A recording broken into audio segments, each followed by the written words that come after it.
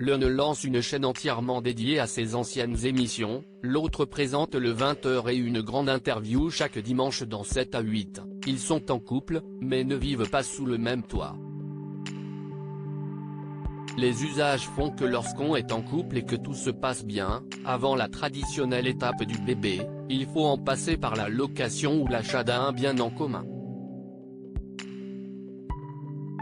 Une première grande étape dans la vie dont profitent de nombreux Français. Mais pour l'un des animateurs les plus connus de la télévision française, Thierry Ardisson, si est-il loin d'être une évidence.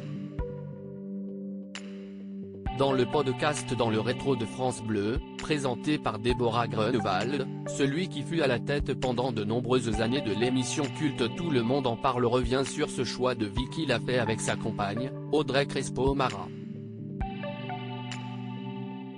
Thierry Ardisson n'habite pas avec Audrey Crespo-Mara et assume discret, le couple ne s'embrasse jamais en public. Il avait cependant accepté de jouer le jeu du bisou dans quelle époque?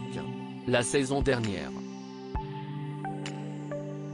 Pour Thierry Ardisson, la vie a beau l'air d'être un long fleuve tranquille, l'animateur et producteur ne revient toujours pas d'avoir épousé sa femme, la journaliste Audrey Crespo-Mara, qui présente régulièrement le 20h de TF1, ainsi que la grande interview du dimanche dans 7 à 8.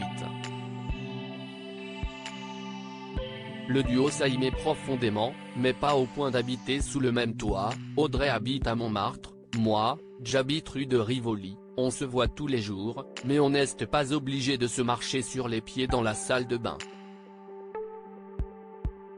Il ajoute que vivre ensemble peut même être un tue-l'amour, ça peut l'être disons. Même s'il lui arrive de passer 4 jours à la maison, ce n'est pas pour cette raison qu'on va se taper dessus. Mais ça préserve un peu de mystère, et quand on se voit, on sait qu'on est content de se voir, on sait qu'on est content de se voir, et je trouve que si est beaucoup plus respectueux.